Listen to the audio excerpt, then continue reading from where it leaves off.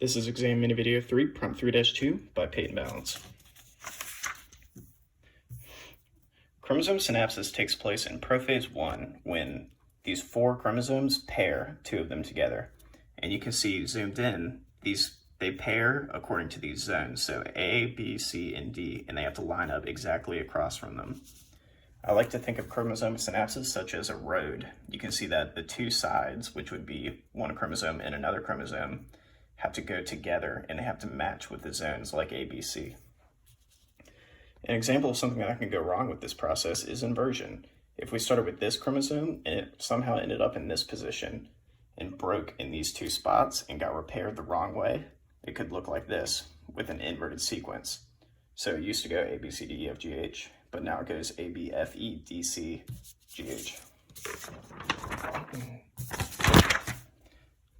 So one example of this is if we use this top blue chromosome as that looks like a horseshoe paired with this red chromosome that looks like a loop.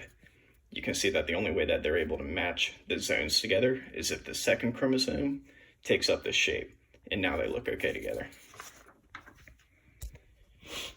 So our first example would be between the first chromosome and the second chromosome. You can see that they don't look very similar, except they share this I.JK region, but we want to make them more similar. So if we flip this chromosome, the order, we're pretty close, but now we have the I.JK reversed in order on this one. So chromosome 1 ends up looking like the horseshoe, and chromosome 2 looks like the loop. And this is what it would look like. And for each chromatid, such as this one, we follow this red line, MLI, JK, HG. The second one follows this pink line, MLI, J, and we cross over here, K, back here, LN.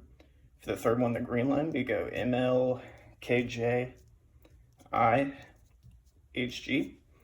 And for the fourth, the purple one, we go GH, IJ, crossover, K, and then back to HG.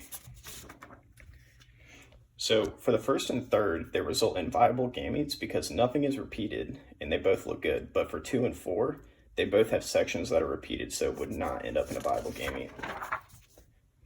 So for our second example, we're taking 2 chromosomes that are reversed in order.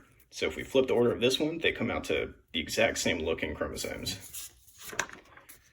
These chromosomes pair together with a crossover JK, and chromatid 1 goes just straight across, MLI, JK, HG, and they all end up looking like that regardless of the crossover.